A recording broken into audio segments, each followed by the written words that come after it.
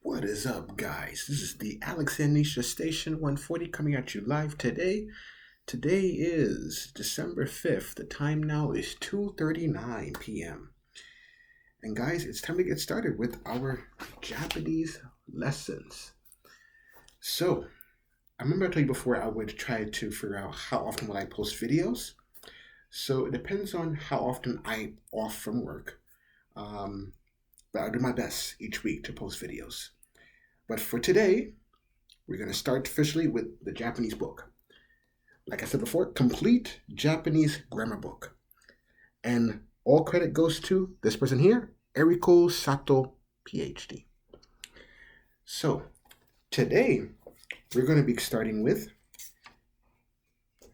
introducing Japanese, Japanese sounds, word order, and writing systems. But, sorry, more specifically, today we'll only be doing basic sounds,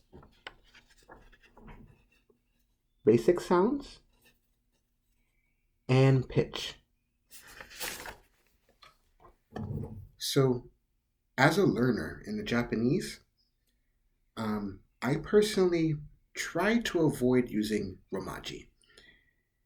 I was told that using Romaji can be like a wall when it comes to learning Japanese. But as you use hiragana, katakana, even kanjis, remembering kanjis, you become more comfortable with it. So, personally for me, I try to avoid Romaji, but pronunciation is very important, of course. But to everyone who's learning Japanese, go at it at your own pace and never compare yourself with others. I'm only like to do this because for this YouTube channel because I find it fun to just show others about how I learn Japanese. So I'll do my very best. And for this part of the book, we're going to look up about the hiragana and katakana. And it says here that there's about 2,000 kanji characters. But we're not going to focus on kanji, like I said. We're going to focus on, like I said, pitch and pronunciation with Japanese today. And also, for basic sounds, Japanese has 5 basic vowels. The A, as we say in English, A, I, U, E, O. Now in Japanese, E will be pronounced as A. I would be pronounced as E. U will be pronounced as oo, like ooh. E will be pronounced as E, so E. The O would just sound like O, O, O. But to get us started with this, we're going to try this exercise. Okay, so this exercise here, we're going to pronounce the following words. I'm sorry if you can't see this closely. I'll do my best to read it to you guys. Pronounce the following words written in Romaji carefully and try to get used to Japanese sounds. So, the letter N with an apostrophe, N shows the separation from the following vowel or semivowel. So, depending on how you express the word, can mean a different vocabulary. So, for the first one here, okay, how we say the word heart, such as heart, it's pronounced as kokoro, kokoro, kokoro, kokoro. Number 1, kokoro. So that's number 1. Number 2 is painting. How do we say painting in Japanese? We say e, e, e. Painting. Number 3 is bamboo. Now, how we say bamboo in Japanese? See, in English for number 3, it may look like the word take, but in Japanese, it's actually pronounced as take. So, take, take, take, take. So, take means bamboo. Now, we're up to this word now. Now, without the apostrophe over the O, we will pronounce this, the word for bird, we will pronounce that as tori, tori, tori, tori. Now, the next one is street. But notice that it's the same word for number 5. Same word, right? Tori. There's an apostrophe here right on top of the O for number 5. And this word means street. And the way you pronounce this word is actually the same. Tori. But when you write it out, you need to put the apostrophe. This way a native speaker will know that this would mean street. So, tori, bird. Tori, number 4, tori. Number 5, tori, tori. Now if we go to number 6, most people may know this one. Apple. Number 6, apple. Now, in Japanese, we could say either 2 ways of saying this. You see the R here? R-I-N-G-O. In Japanese, we could say ringo. Ringo. Ringo. But the second way we could say it, in Japanese, we could actually say it with our tongue. So the R would actually turn into an L. And we would say it as lingo. Lingo. Lingo. And that would still mean apple for number 6. So lingo for number 6. Now for number 7, there's a word. This word means married couple. And this word is pronounced as fufu. Fufu. Fufu. Fufu. And that means married couple. So that's for number 7. Fufu. Number 8, we have oto. Oto. Oto. And oto means sound. Oto. Oto. Now, the next one now, this one means husband. And the way to pronounce this one, you see how there's 2 T's? So if you see 2 letters of the same, we wouldn't say oto, we would say it like otto. Otto. Otto. So when you see 2 of the same letters together, kind of like this one for number 9, you have to pause briefly before saying the next part. So, otto. You can't say otto, not oro.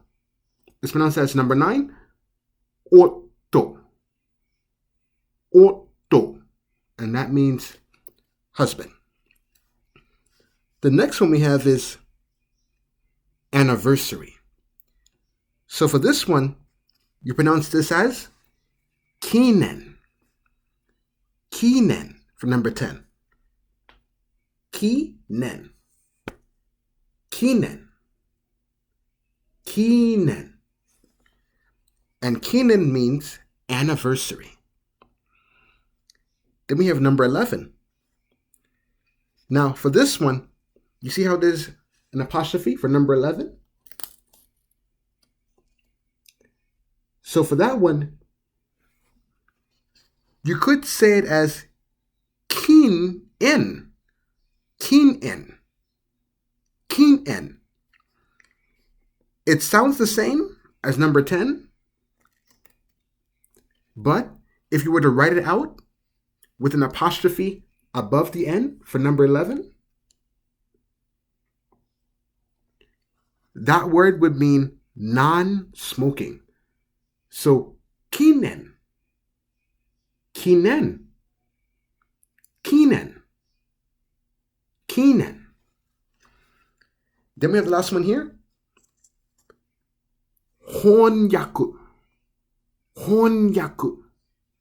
And this one means translation. Honyaku. Honyaku. So, pronouncing Japanese is actually pretty effective to learn, but it takes time. And for me personally, I'm still learning Japanese. You always learn more if you put more practice into it, especially when you're writing a sentence. So, for me personally, like with this word here, number 6, apple, we say ringo, right? Ringo. So, I want to say apple is delicious, or apple is wonderful. So what I can tell you right now is ringo, apple, ringo wa. So ringo is the subject, if I'm saying this right. Ringo is the subject, ringo wa. And then put in what you really want to say about the apple. Is it tasty? Is it wonderful? So I would say ringo wa oishii desu. Oishii means delicious. So I'm saying apple is delicious. Ringo wa oishii desu. The des at the end of the sentence is like saying is something. So apple at the end of the sentence, des. So apple is in the middle, oishii. So apple is delicious.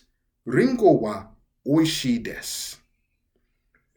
So it's things like that where I try to think of how to make sentences with different kinds of words, for me personally. But the more you practice it each day, even just 15 or 10 minutes, you'll be surprised how much you can learn within a year. So I used to think Japanese was really hard to learn.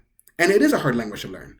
But when you take time to practice it, it's not as hard as some people think it is. But the more time you practice it, the more comfortable it gets. So I always recommend anyone learning Japanese just to make sentences and see if you could understand what each hiragana or katakana or even kanji is saying in the sentence.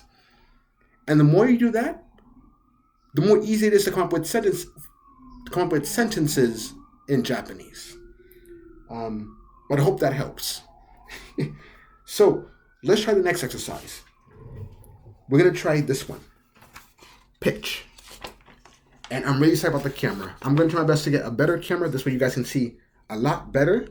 I'm just going to keep getting it close to you guys. This way you guys can see it. So we're going to learn about the next thing. Next exercise, pitch. So for this one, if you say a word, for example, shiro. So I just said shiro. So shiro.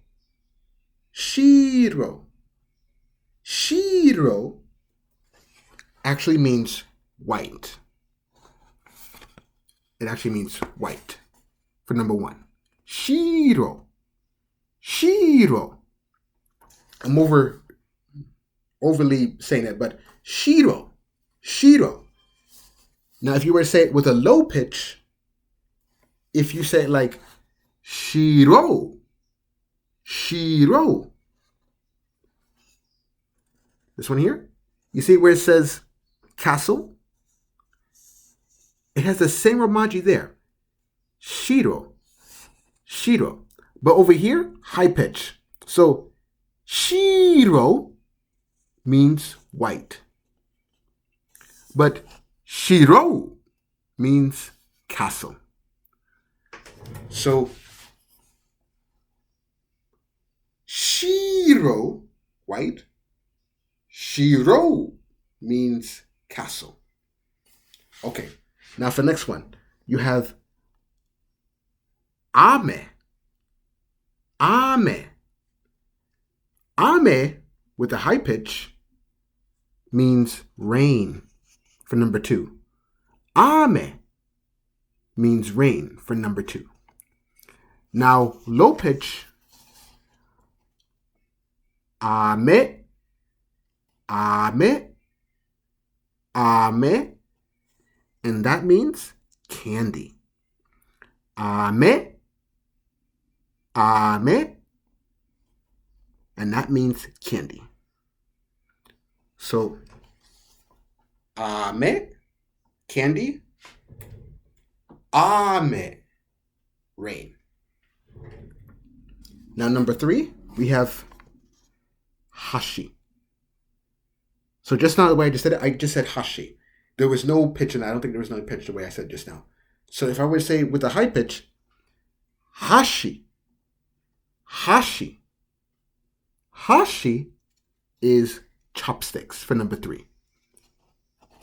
Hashi, hashi, hashi.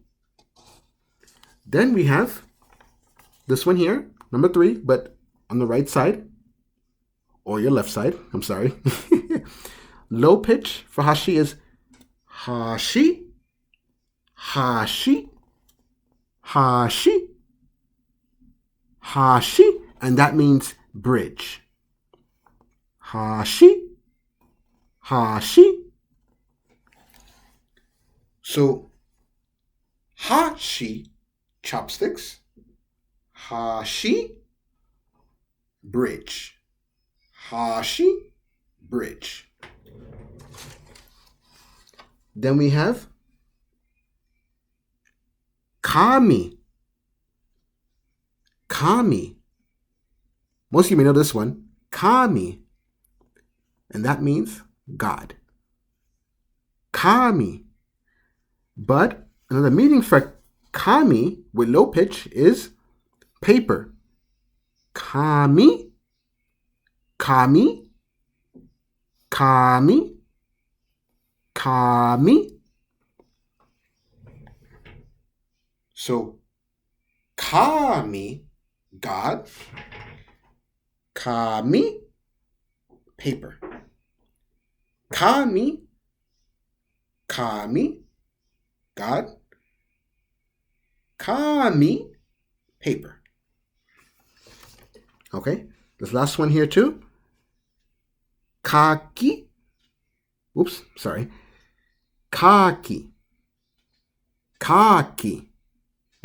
So kaki means oyster. Kaki. Kaki. No. Kaki. Kaki. And that means oyster. Now low pitch would be kaki. Kaki. Kaki. And that means persimmon. Persimmon. Sorry. Persimmon. So, kaki, persimmon. Kaki means oyster.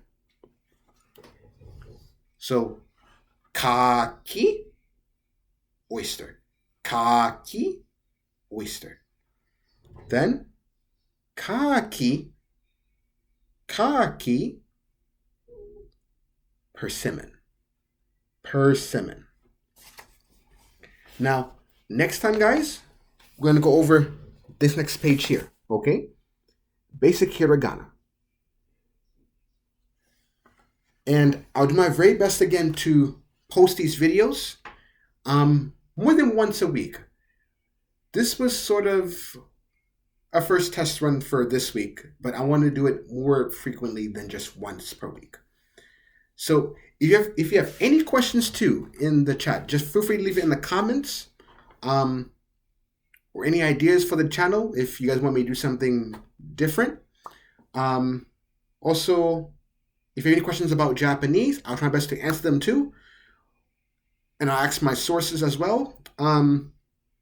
Also, I do my very best to get a better camera, because for this camera I have on my computer, I want to be able to adjust it where you guys can see what I'm seeing in my book, than for me to do it up close like this. But as we move forward, guys, I'm going to keep improving this channel, little bit by little bit, piece by piece. Not overly doing it, but just taking it step by step. And also, feel free to leave a share, like, subscribe for the channel, as it helps out a lot for this channel. And I'll do my very best to stay up to date with you guys, to keep you updated about what happens in this channel. And I'm glad to be doing this. It's just fun to be creative and doing my thing on YouTube. But you guys are awesome.